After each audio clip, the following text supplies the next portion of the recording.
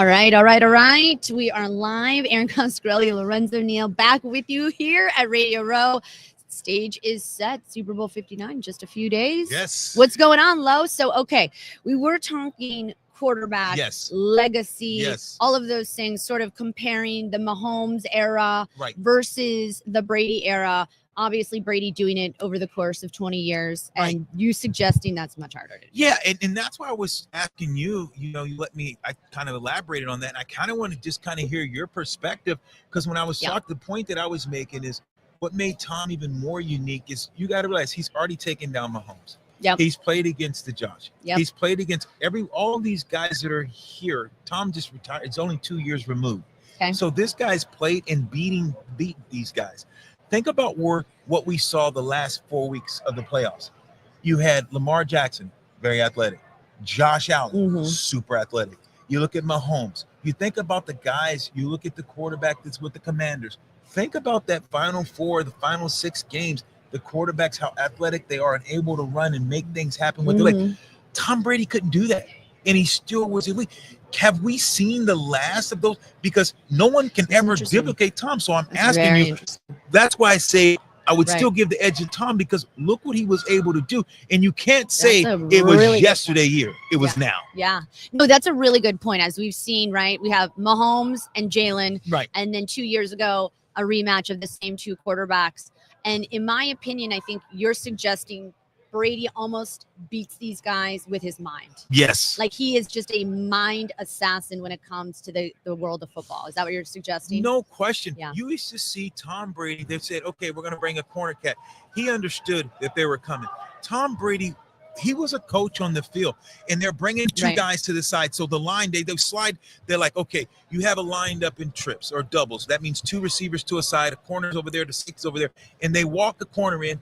They put a defensive end over the tackle, so the tackle's covered, the guard's covered, and so they have a push. Okay, Liz, so they tell line slide left, and it's still 1 extra guy.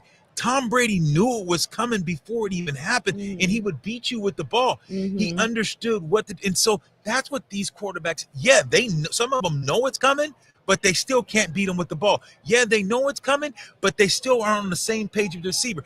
Tom Brady had Wes Walker and these guys, Amendola, all these different receivers. He said, look, this is what they're going to do. We're going to beat them. We're going to beat them with the ball. That's what made him unique. Well, and you know what else is really interesting, as we have Chris Sims about to join us, is look at what happened with Brady. Come on. Okay. Chris is the man. That's the man. All right. Because we love this guy. I love it. Oh, that's amazing. Okay, we're gonna get Chris soon. Chris Sims is gonna come join us momentarily. Erin, Coscarelli, Lo, Neal, Bleav, live here at Radio Row, breaking down the legacy of the quarterback position. I think the other thing, Chris too. I think that's right. That's what I was hoping he would come, and we'll be joined by Chris Sims momentarily. The NBA and NBC NFL analyst. I think one of the things that's also really interesting, though, let me hear your thoughts on this. I think one of the big sort of conversation points regarding the Belichick and the Brady, yes, they did it successfully together for so long, but then look at what happened when Brady left. You kind of saw Belichick drop off, right? Really didn't do much, and then Brady won with a completely different team in a completely different conference. The following year, I want to say, with the Bucks. To me, that says a lot, right? And I think, you have a guy like Andy Reid, who is, arguably one of the best NFL coaches, if not the best. And I think, there's a lot to be made about that, right? Like, without a doubt. And that's what I say. If all things, here's what you do. We know Belichick's a good coach, but you got to have a good players around. If all things being equal, players make plays, but coaches make decisions to determine outcomes of the game. That's what I and if you listen to what that is, people don't realize that players make plays. But if all things being equal, coaches make the decisions that's going to determine the outcome of the game. What do I mean by that? Jerry Rice. If I said, who's the best receiver ever? You would probably say Jerry Rice. If you're going to play man-to-man on Jerry Rice is too good. If you don't double him with the safety or put 2 guys on him, Jerry Rice is going to make plays because he was that great. Coach's job is if all things being equal, your coach has got to make a decision put a safety over there, jam him on the line, double team him to take him away. That's a decision that's going to help determine the outcome of the game because other things are equal. So that's what I think that a lot of people miss. So yes, when Tom Brady left, look, they could have won 2 Super Bowls. Think about Tampa was close to winning. They lost to the Rams. The Rams ended up winning that Super Bowl. Brady had them. They were down by 20. Remember that game? And he brought them back. So Tom Brady is unbelievable. That's a really good point. I mean, that is a really great argument because, I think everybody's one of the things. Belichick's great, though. One of the things I'm always fascinated more than the sport itself is the trend of what the audience is gravitating towards. And as you've seen and you've witnessed the changing of the guards with the way people consume the NFL. I mean, people are obsessed. NFL is still breaking records. And I'm always so curious what young people are starting to gravitate towards, right? So you're seeing the changing of the guards.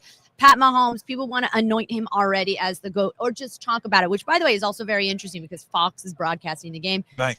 Mr. Brady works for Fox, and he will be in the booth for Super Bowl 59. But I just think it's really interesting to see how people gravitate to the storylines and what they decide to hitch their wagon to. And I think it's interesting. Yeah. I mean, Brady will probably go down as the GOAT, the greatest of all time, but Patrick Mahomes is in the short amount of time he's doing it. I think the argument could be said. Let me ask you this other question, and then we can wrap up this conversation because it is interesting to me.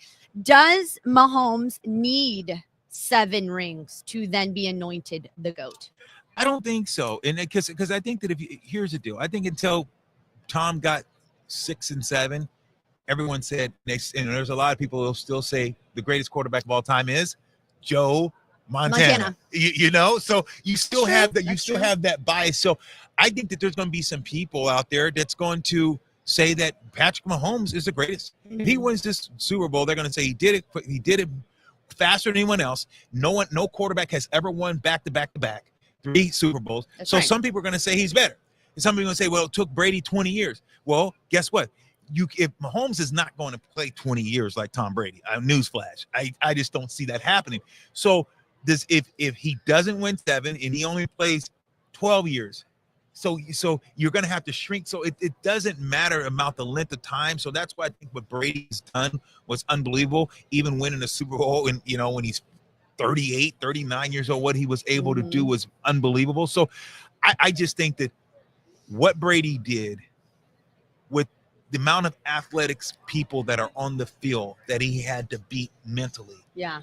It's been pretty amazing. I think that's a very interesting point, to be able to not have the same athletic prowess as the Josh Allens, the Mahomes, the Lamars, and to yet still manage to be king over them. It says a lot. I think it's very interesting. The debate ensues. We will keep talking about it. Maybe we'll ask Chris Sims when he comes over. But one of the things, it's interesting here, as we talk about quarterbacks and their legacy. A big storyline this year was Aaron Rodgers. Right. I don't know your interest level in jumping into that, but I think, what is he now? Is he 39? He hasn't hit 40 yet. I don't think he's 40. He'll be 40 this year. But is he gonna be in the NFL? You don't presume he's not gonna be back with the Jets, right? I don't think he hangs it up, though. I think Aaron Glenn, who's a great guy, I played with Aaron Glenn with the Jets. AG, great person, great man. I think he's going to help that organization. I don't think Aaron Rodgers wants to go out like this. Mm-hmm. I think that I think he'll have some options. I think that does he go to the Indianapolis and back them, play quarterback there? I don't know. Does the Raiders use him as a rental for 1 year, draft a young quarterback, and Aaron understands, hey, I'm done. So I'm going to train this guy for you. I don't think Aaron Rodgers walks away. Is there a fit? Is there a team for Aaron Rodgers right now that you can say, God, if Aaron Rodgers was at this particular place, they would be better? And I just don't see right now that he can go anywhere and win a Super Bowl, because there's not teams that are – I don't think there's enough teams that are that close that can win a Super Bowl. Right. They already have their quarterback. It's interesting. He started to have upward momentum at the end. Yeah, yes. At the end of the year. That devastating Achilles injury the year before, obviously, played a major role. But how much of it was playing a role in his performance. Had the injury not happened, would we still see Aaron Rodgers of old? I just don't know. I think it's very interesting because I kind of have a different opinion than you. I think it makes a lot of sense. Like the legacy, does he want to, hang it up on this note? I almost kind of feel like he has done, and I had the same theory. Yes, let me hear with that. Mike Tyson and the Mike Tyson match against Jake Paul. I cried. That was horrible. Listen, I think in my mind, I'm like, the dude does the ayahuasca thing, which I support and I think is amazing, and I totally endorse, like whatever finding ways to help yourself in any kind of mental health capacity. I think he has lost the fight. Like, I think he is just like, I don't really need to be a quote unquote competitor and have the accolades and the stats to feel like I can, walk around and be accepted by society. I just don't think, and that was what my theory with Tyson. I was like, the dude doesn't have the fight anymore. He's like, I don't really care. The ego's, over. I almost think Rodgers just doesn't have the same sort of competitive fight that a Brady has. I just think that the difference between Tyson and Erin is Tyson doesn't have it anymore. See, it's not the fight. Tyson has the fight. I don't know, Lo, because we saw some really good clips of him like working out, and the man still looked like a beast. The workout was legendary. Watching Tyson move in it, but once you get hit back and all the different things that were surrounding that, I didn't think that he had. That's that dude right there. Boy, he shocked me this year. He was Jordan Love. Speaking of quarterbacks in the future, maybe we'll try to get him on. Hopefully, that's one of those. Flag down his people, his peeps. He's got the entourage. Handlers. I love it. He's got quite the entourage. Jordan Love, Packers QB, just walking by, like a million people. Right. Behind, which is what happens. I mean, Gronk is right there. There's an entire fan base over there. That's what you do here. Because I watch every year. It's great. So the big name guys, they just have a bunch of. Is it to keep other people away? Because I never really asked. I've watched guys come in and it's like they have an entourage and they're bringing them all in. And is that to keep other people, I think, from shelling, ask them to jump on their show? Probably. People like us that are going to get over here. Get over here. Yeah, exactly. My handler says I can't. Yeah. Right. Handle that. Yeah, handle that for me. Kick rocks, Lo. Kick rocks. But I love you. I do believe that. I just think that with Tyson, it's individual sport. I think with Aaron Rodgers, it's a team sport, and I think that he still wants to just play one more year because he just don't want to end like that. Look, I don't blame you. I mean, I don't know, it's a very interesting take. If you guys are listening at home, chime in. What are your thoughts? Is Aaron Rodgers going to come back? Has he sort of lost the fight? It was interesting that he chose the New York market to go and play with anyways, knowing they're not the most gentle fan base, right? They want you to win right away. They want you to win right away. This is a win quick business. And it'll be interesting. Maybe we talk about that with Chris Sims. Chris Sims is going to join us momentarily. Erin Coscarelli alongside Lorenzo Neal live here at Radio Row. I still feel like I need to pinch myself because New Orleans and my favorite week of the year, which is Super Bowl week, it's pumping off. It's a scene. It's a vibe. A ton of people here. It's amazing. Am I going to get you my biggest question? Am I going to get you to have a beignet with me this week? Listen, or maybe you think about it. Maybe we'll go run. I'll run with you. Okay. We'll go work out. Listen, one. I've had Tell fried oysters with some cheese on it, some crab, something with lots of cream. So you got down a little bit. Oh, you already had pasta? Lots of alcohol. I have had a lot of alcohol. Lots of margarita. I mean, listen, when you're here in New Orleans, you have to. You celebrate. It's a celebration. But what's my name? Skip. That you didn't do that with me. So what's my name? Skip. You skip me. You didn't ask me to join. Listen, I mean, you guys are having shots and alligator and bullfrog butt and all kinds of stuff. The stuff that they eat. What's the weirdest thing that you've eaten here? I mean, I like the gator. Do you? I like the gator. Is it chewy? What's it taste like? Chewy, like chicken. You have frog legs before? No. You haven't had frog legs? That might be a tough one. Oh, I'm gonna get you some frog legs, sister. God, get you a little frog legs. They are friggin' unbelievable. Okay. How about a little possum belly? How about a little possum soup? Okay, guys. I mean, possum belly sounds delicious. Is it seared? Is it come chopped? Is it whatever? Yeah, right. I don't know. Yeah. You've thrown me off. Oh my God! I mean, that's amazing. But no, they do. They eat. They awesome. love it. It is a delicacy here, Oh, yeah. and that's what I love about New Orleans. I love the people. I love the music, and I love the food. And now that we've got football here, it's like, what more can you ask? Yeah. I mean, we saw Cam Jordan, legend with the Saints, who's been here for years and walking around in different sets. And New Orleans is it's a different place because you think about the history and the tradition of New Orleans from. I think about my people with slave trade and all the different things I played here. This was the first place that I got drafted, and going to the different plantations and seeing there's so many. If you have a chance to see more, it's more than just the beignets and more than just the food, the culture. It's a lot of history here. It's really just like people, if you ever get a chance just to come to New Orleans and take the tour and go to some of the things, and you're like, wow, how far country and how far we've come, and it's just amazing. But just just to go through it and actually know, and witness history and be a part of it, I think that's what makes this place so unique. And the people here are just amazing. I was at dinner. Friendly. I was at dinner last night with the peeps, with our crew, with our producers, and we were with a gentleman who moved from Buffalo to New Orleans, and he said the way people have treated him here and welcomed him as someone who's from somewhere else, it is the most special place that I do. And I do really feel like that. I feel like everyone has sort of a neighborhood charm and a welcoming spirit in New Orleans. And they've treated us very well, basically taking over the city on Bourbon Street. It's been amazing. I really do feel like New Orleans is a special place. It's so crazy. I remember getting drafted here, and it was the 87th pick overall, and I remember when the phone rang and it's the Saints says, hey, we're Jim Moore, and hey, we're gonna draft you, and it's like, it's so crazy. And I never thought in a million years it would be the Saints. So a pitcher, a country boy coming from Lemoore, Fresno area. Lemoore, growing up, didn't have a stoplight. We had no stoplight. You grew up in Lemoore? Yeah. There's a small little town called Lemoore, California.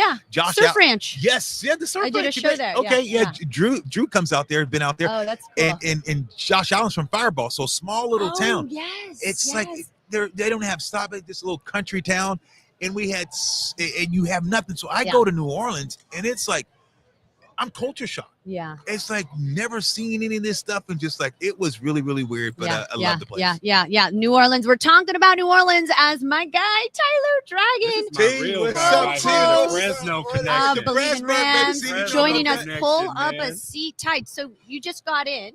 Oh no, I got in on Monday. Okay. I just got into Radio Row. You just got it. Today's your first day, Radio Row? Yes, today's my first. Have you partaked? Have you partaked in the firewater? Have you partaked in did you have a little of that firewater yet, or you been taking it easy? I mean, when in New Orleans, you gotta partake in the firewater. I like how you said that, though. My mom calls it firewater. Yeah. So maybe that's the Fresno thing too.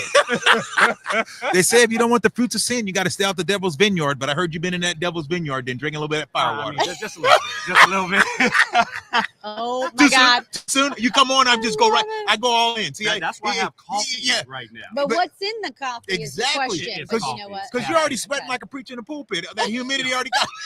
Okay, let me explain. Y'all came clowning me. Y'all came clowning me as soon as I come on set. So what had happened?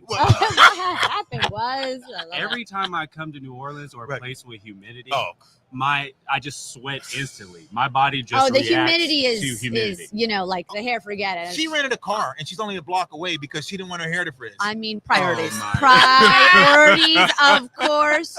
Listen, we're here in New Orleans. We were talking about how special the city is. Obviously, Lo played with the Saints, and Erin Coscarelli, Neal, my co-host, Bleav in Rams, Tyler Dragon of USA Today. Thank you for stopping by. Yes. How has it been, give us sort of set the scene. What's it been like for you being here? Man, Super Bowl week is always a great timing. I mean, the NFL world just consents in one city and come closer to the mic. You can that whole in. I know it's tight here. Yeah, we love you.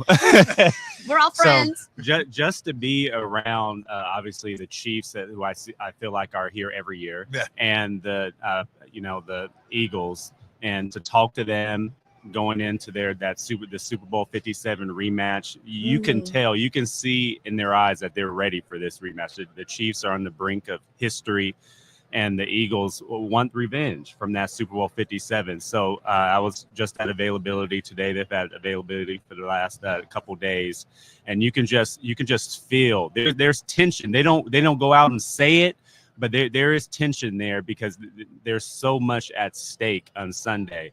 And then just being around New Orleans, I mean, this is just a party city since Lorenzo already called me out a little bit. Because I love you, baby. I love you. I just want to get crazy with you. Let's get crazy, baby. Crazy. I mean, the vibe here is great. This is one of my favorite cities to have, big events in, because New Orleans knows how to host big events. There's no denying that. We were talking about the food and the party and the music and everything. I mean, so tell us a little bit about, can you give us some inside scoop? You were at availability. Anything that sort of jumped out or stood out to you with the two teams? Anything that you can give us a little pre-tell? So the Chiefs, they are coming in very confident, very composed, and very calm. And I think that's just a testament to that. They've been there before, been there, done that, even though they're on the brink of history. And what really stuck out to me, even Xavier Worthy, a rookie, Fresno, coming in confident. I mean, I told him, I asked him point blank, who's going to be the fastest player in the field? You're looking at him. I'm like, this is a rookie talking to me like this. Like no fear, nothing at all. So the Chiefs are going in confident. How did they shut down Saquon? You know what? We have Marshall Faulk. Okay. We need to get your answer. Okay. Go take a shot and come right back. Okay. But we need. I won't be able to provide a good answer if I go take do a tequila shot. Okay. Well, bring us one because we got to do Marshall real quick. But we need to get this insight because I want to hear what's going on at availability. Sounds good. Tyler Dragon, USA Today, my co-host. Bleav in Rams. This man is so dialed in and he's incredible. And love working with you. Okay. Come back now. I need you. I'll come back. You better come back because I don't mind taking the back seat to Marshall. I mean, it is the legendary one. Thanks, Ty. All right, that was Tyler Dragon of USA Today. Love working with him. He's got such good insight. I mean, he's been fun to work with and talk about the Rams. But speaking of the Rams and speaking of legendary, the one only. He took my Super Bowl ring from Marshall Faulk in the house. Marshall, thank you so much for stopping by. We know this is your town. So crazy, Daddy. We know you are a busy man, and I'm excited to talk to you about your project, something that I'm also very passionate about. But first and foremost, when did you get in? How you doing, Marshall Faulk? I got in yesterday. Okay. Yeah. Okay. How's it been? I mean, it's good. I'm home. Yeah, so, it's home for you. Yeah, it's a home game. Okay. Do you have a million handlers? Because the thing is, when you drop down and you're in town, you must have a million people coming at you. There's a million people, yes, definitely. But I'm a little old school. I roll small. Yeah. And nobody's hanging around without a job to do. If they're with me, they have something that they're in charge of, that they're responsible for. There's just no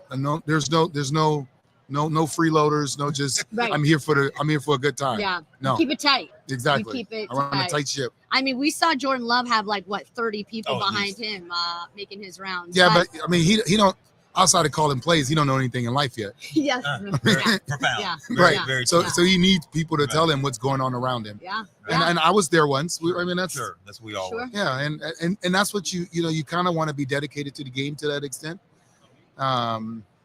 That's part of that life, and he'll definitely start to transition, and he'll start to kind of take control of a lot of things in his life. And I don't know if he's married yet, but I think he's close. I think I saw him and his girlfriend or wife or fiance on a commercial, and then she's going to take some control and then it happens. Then life begins. Life begins. Yeah. And the circle gets smaller. Yep.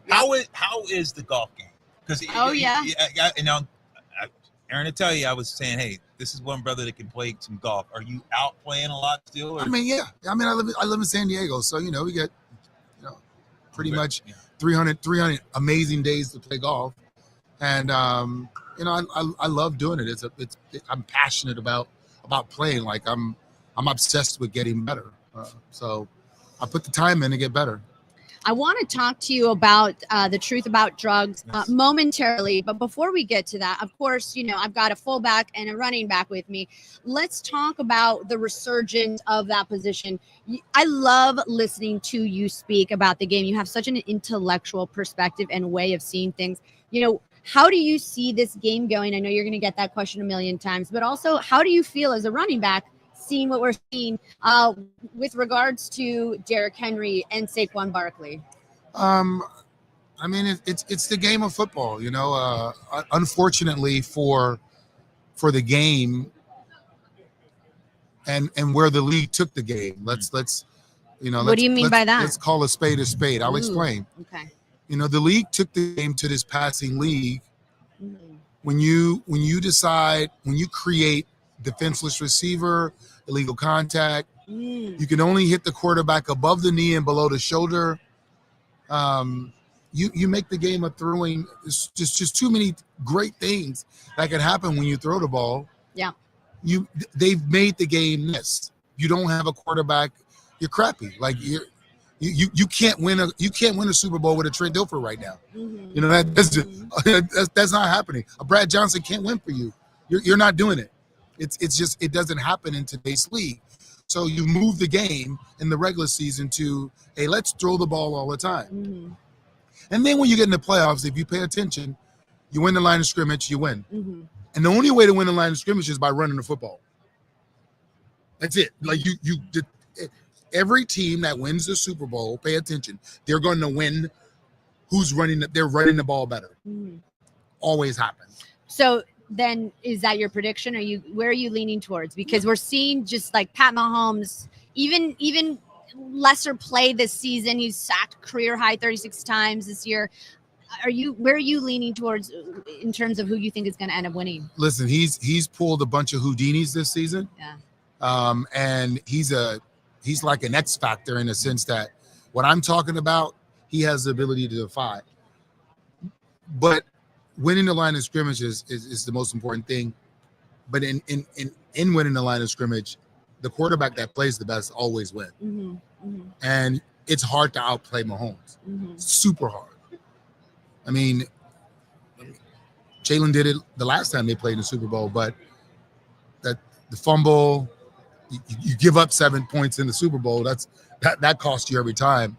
And as much as I believe Philadelphia is going to run the ball better, and better might not be more yards, better may be more effective, I think that they're going to have to throw the ball. You got to throw the ball to beat Pat. You think Kansas City can slow down Saquon? And is it Spags? You love the way he comes at you from the defense, because Philly has a pretty good defense as well. How are you predicating these defense plays? I believe that there's nothing that Andy Reid and Patrick Mahomes hasn't seen before. Let's just like bar none. Now, I believe that Spagnuolo has a knack for creating something that a coach hasn't seen or maybe didn't prepare for. And my question is this, and this is always like, can Saquon play the game and allow the game to come to him, or is he going to be trying to hit the big play? In games like this, it's hard to get away from trying to make plays. Well, and Rams legend here, of course, Marshall Faulk, Erin Coscarelli, Neal.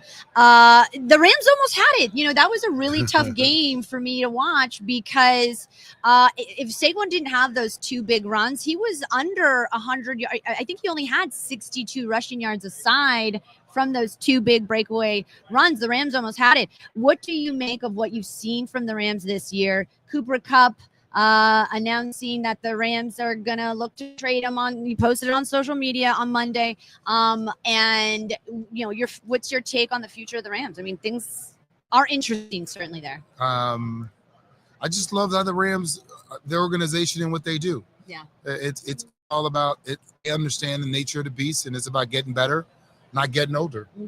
And aside from the quarterback position, you'll move. Listen.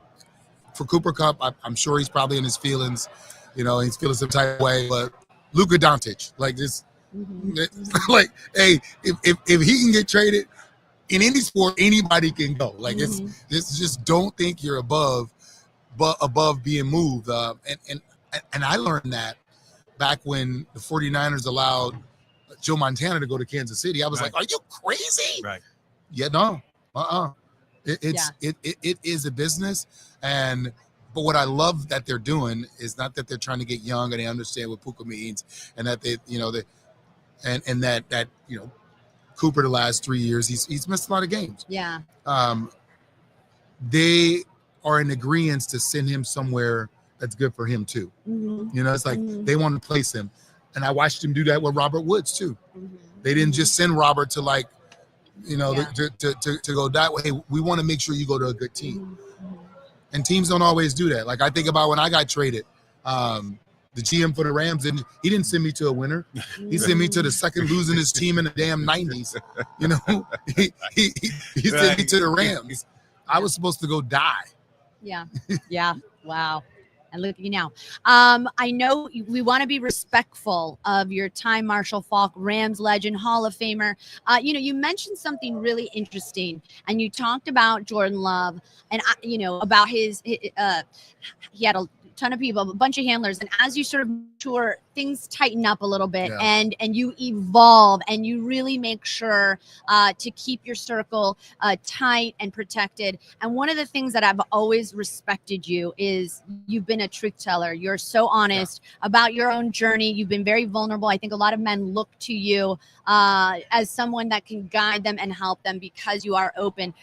Tell us more about the truth about drugs, which is something that you talk about very passionately on social media. And I think it impacts and helps a lot of people who may be struggling. Yeah. You know, for me, it's a very easily organic way to get into a divisive topic. In the world today, nobody wants to be told what to do. And back when we were growing up, it was like, don't do drugs. The DARE program, they're just telling you not to. The kids today are smarter. So you have to provide them education, and you got to tell them the truth about what it's like doing different drugs and what are some of the what are the downsides, what are the repercussions. And through education is how we're reaching them, letting them know, like, hey, even vaping, even alcohol, like these are the issues. We may be able to have a drink, but there's somebody that can't have a drink because that drink leads to a whole bottle. Yeah. And then there's a whole nother spiral. And you got to know yourself, and you got to know what the opposition is in the sense of whatever you're doing. So I don't go around telling people don't do it. I'm like, educate yourself on what you're doing, make sure you understand what it is, and then make the best decision for you. Right. And that's my approach with this. Yeah. What's fulfilling when you're doing this approach? Because, you know, people don't need told what to do. This ought to be reminded. I totally agree with you. And what do you get out of it when you're doing this? What is the biggest thing that you take away from it? The biggest thing that I take away from it is when kids then start telling kids. When I hear another kid encouraging another kid, because the influence to try a drug starts with peer pressure or your peers looking, oh my God, he smoked weed, he seemed so cool. And then you're like, well, maybe I should try it. Right. Yeah. This is the reverse effect. Yeah. Hey, I went to this website, I learned this about, don't do that. And then that person then says it to someone else. Yeah. It's the same domino effect, man. You know, it's like the same things that move something bad, move things in a good way. I mean, and I love it because you're using your influence, and it's for such a good cause. I think you know, it's not about drugs. It's about drugs are the symptom of an addiction. Yes. And to be educated on the sort of the downside, like you said, it is a domino effect. And when we see people that we, you know, admire or respect and who have influence and they use their platform for good, for education, I think, you know, it really does. I can only imagine how fulfilling that is. And it's amazing. It is changing lives, saving lives, and really educating people on just what's going on. Where do people get information if they want to, you know? Drugfreeworld.org. Yeah, you go to drugfreeworld.org. like we provide educator kits. We have curriculum that we put in schools. We teach teachers how to teach. Wow. You know, it's funny because I remember I just did something at my high school, and I remember in middle school, it was the fuss on do we teach sex education or not? Mm-hmm. Because it was, you know, it's so taboo, and a lot of parents and people think I don't want my kids learning about sex, and the same thing is about drugs. I don't want my kids to, well, you better allow me to teach them before the streets teach them. Right. That part. Right. Oh, that's a That part. The streets teach them. Yeah. Oh man, it's a whole nother story. So that's the idea of how we look at this. Allow us to teach your kids about like what it is, how it is, and then you got a kid that's smart, that's making decisions, or a kid that's not smart. Yeah. And they have information to make decisions. Yeah, amazing. Yeah, it Marshall is. Faulk. You know, we know how busy you are. We'll let you go. All good. Real quick, let's take a selfie Good to see you because guys. when Marshall's in the house, we got to document it. Hold on, real quick. Let's get this in. See, I'm terrible at this. Okay, 1, 2. There we go. Marshall Faulk, thank you so much for stopping by.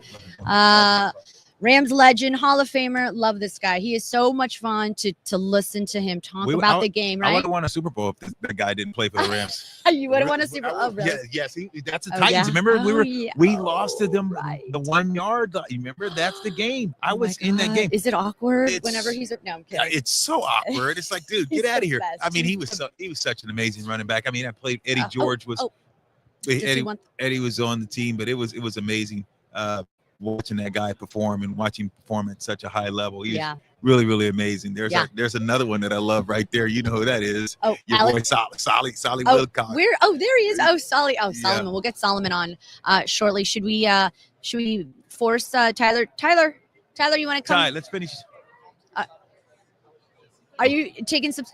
Oh, okay, Solly. Okay, we're gonna get Solomon on. Your boy Solomon Wilcots. You see him represent Deion Sanders over there representing Colorado. Go look at him. It's that guy that see represent. Okay. Don't. All these years I've been knowing you. Ain't never rocked no Colorado. Now you want to rock Colorado. Oh, that's hysterical. Don't even start, Solly. We're getting Solomon Wilcots on the show. I'm going straight hater mode. Straight hater mode.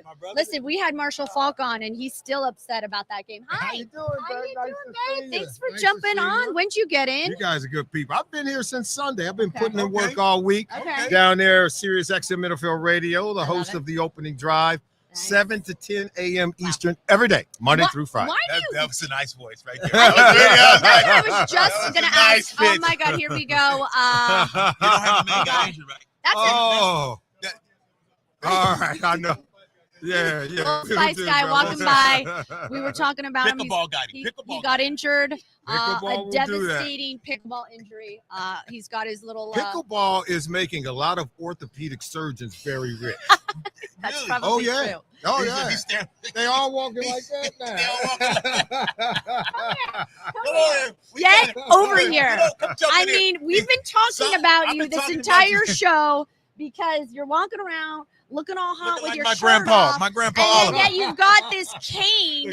And what happened to you? Because you're walking around with a cane. And Solly said pickleball's making a lot of doctors rich. I'm going to tell him what I told you earlier. Just stay off the pickleball court. That's right. Stay out of the kitchen. Nothing good ever happened. Nothing ever good ever happened in the kitchen. That's right. We were joking around because you got injured, but you still have to make your press appearance. So what happened? When did this happen? And how's it been? Because you're walking around with a cane. 3 months ago, post-surgery. 3 months post-surgery. 4 months the injury. Yeah. But yeah, it's Did you rough. tear the Achilles? Tore the Achilles. It's like ruptured. Pop. Done deal. Yeah, that was that. So yeah. Yeah, I did mine playing basketball. The hoop dream died that day. I ain't touched basketball since, man. I have not touched it since. No, smart court sports, I'm done. Yeah, that's it. Nah, it's a wrap. You retired. You're not going back in the kitchen. Nah, man. I'm gonna get my skates, lace them up, and go on the ice, man. You know what I mean? Go play some safe sport. There you go. Amazing. Thank you for stopping by. I love it. But at least you didn't sweat when you popped it. You didn't sweat because you had that Old Spice on, baby. I never sweat. Even in the emergency room, didn't Bad That's dude. right. Oh my God, the Old Spice guy. I love it. He's like, I still have to do press appearances, but dang it, I got injured right Hey, before. And now I love the fact on that IR. he'll play hurt. He'll play hurt. He's showing up. He's showing up. He Dedicated. has obligations. That's right. And he's playing hurt Yep. today. Yep. Speaking of hurt, Jalen's played hurt in NFC Championship game and didn't look like he was hurt. Mm. What's up with this Philadelphia team, and do they have the mojo? Looks like they're the better team on paper, in my opinion. Yeah. And just like that previous Super Bowl, a lot of people sleeping on Jalen. Like they don't realize he had over 300 yards passing in that game. He really outperformed Mahomes. Now the fumble was costly because remember it was a scoop and score for the Eagles, for the Chiefs defense. But in every other way, he did outperform. The passing game was clicking, put up over 300 yards passing in the game. They scored over 30 points on the Chiefs defense. And I believe they can do it again because they got this secret weapon named Saquon Barkley. Yeah. I was going to say, boy. and he's had 2 years now to think about it and how to exact revenge. Of course, Jalen taking on Patrick Mahomes. So then are you coming out? Is it confirmed you're going with the Eagles on this one? No, I did not say that. I'm just saying, I want it on record that I did not say. I did not. Okay, well, I mean, I just want to. I didn't say that. I know, right? I wanted to leave because that's the Grim Reaper over there. Okay, that's Andy over there. There's a reason why they've 17 consecutive games. Scores were decided by when the game was decided one score. They're that good. So we were going over scenario, Ed McCaffrey and I today on the opening. We talked about if the Eagles have the ball on 20, a minute left on the clock, and it's 4th and 1. And we know that they're so good at converting on the tush push, right? At about 95%. Right. It's almost a no-brainer, right? So will Mariani go forward in the tush push? Will they punt it and give the ball back to Patrick Mahomes, who they know, well, with a minute, that's like an eternity. They're going to go down and score. That's why they won 17 straight games in those situations. But what if he goes for it and make it and give the ball to Pat Mahomes at their own 20-yard That line? is an interesting. That's a conundrum. That's why the Bills haven't been able to beat the Kansas Chiefs. They can play with them. They can match a point for point, production for production. But in the final minutes of the game, Sean McDermott forgets one thing: do not give that ball back to Patrick Mahomes. Yeah. So you have to do multiple things at the end of the game. Not only do you have to have the lead, not only do you have to score, you cannot leave any time on the clock. Wow. That's not easy to do, guys. Yeah, I mean that's what he does. That's what they do. He does. Situational football is what Andy Reid and Patrick Mahomes They thrive on it. They thrive Why? on it. Why? How are they so good? You got coach that can put up. I'll give you an example. I'm loving this right now. 2 years ago in the Super Bowl, the Eagles led 24-14 at halftime. Yeah.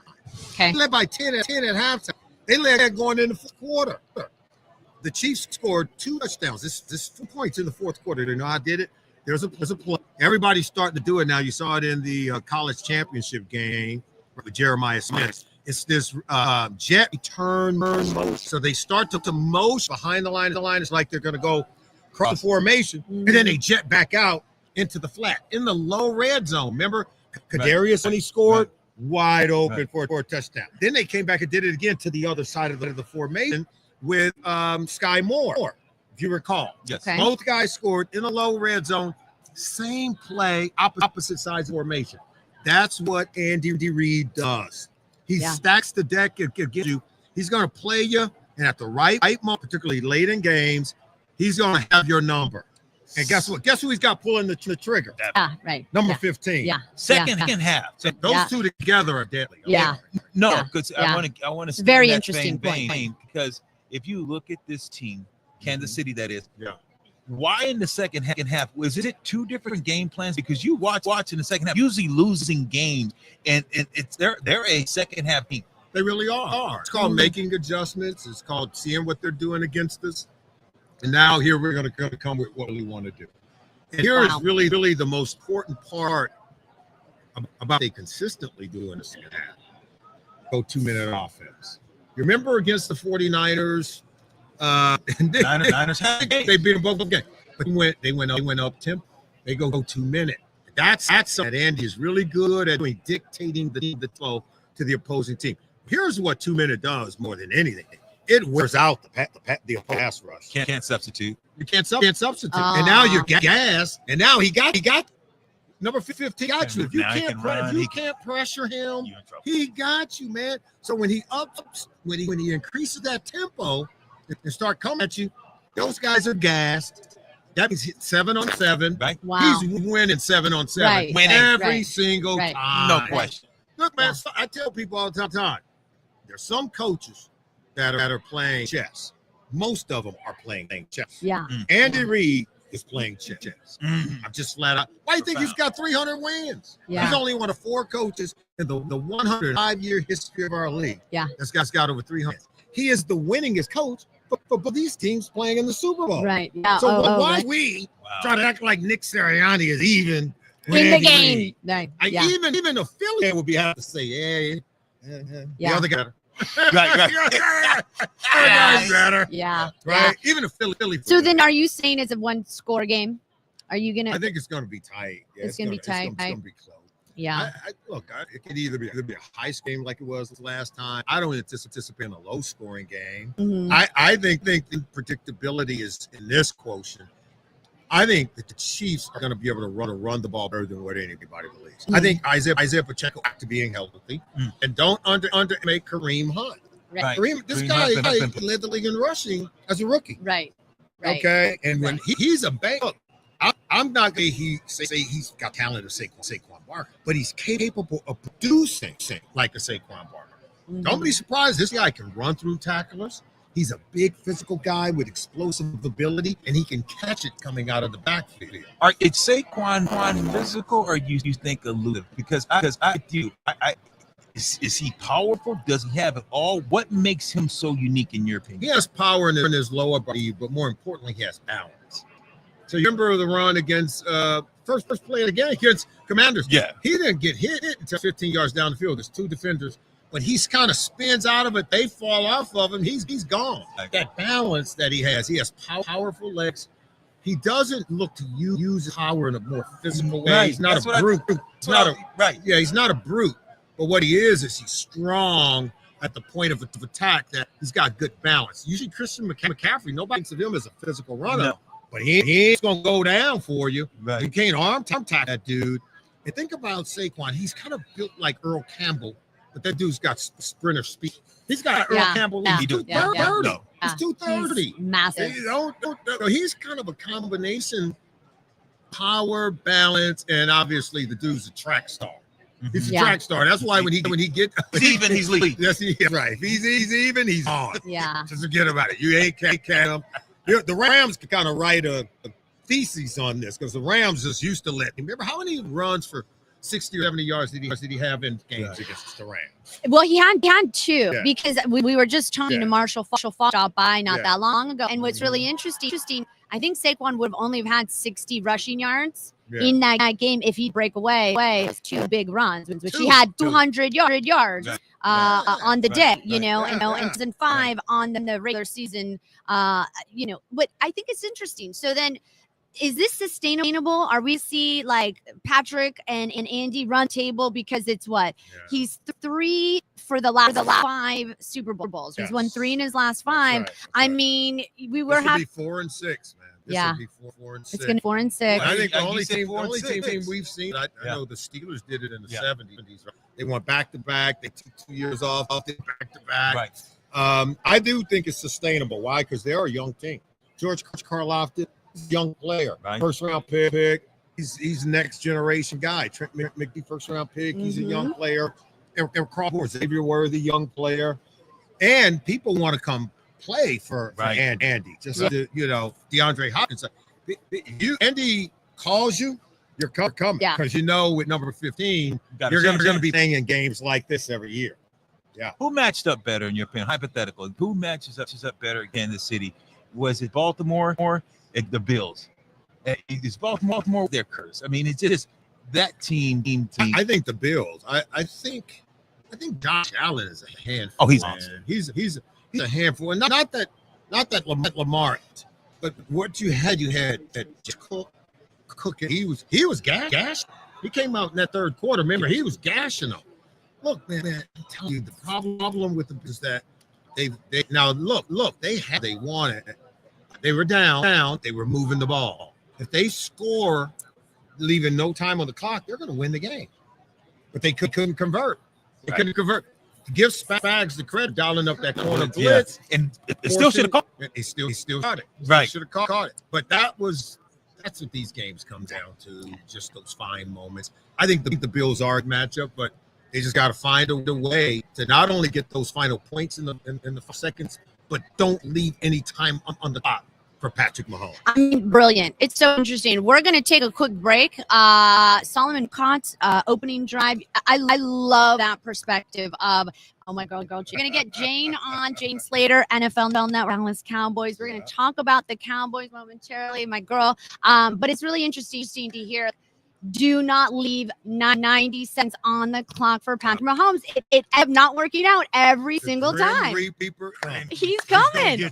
He's coming. So that's your pick then. So you're going Chiefs. Okay. Absolutely. That's a wrap. Chiefs 4 of 6.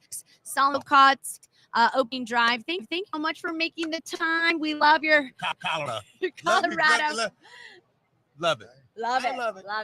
You're not rocking it because you went there, buddy. You went there. All right. We love you. Solly, thank you again for stopping by. We'll be right back. We're going to take a quick break. Jane Slater coming up. I was just telling Eric how excited I am to cover Fangio. And he was like,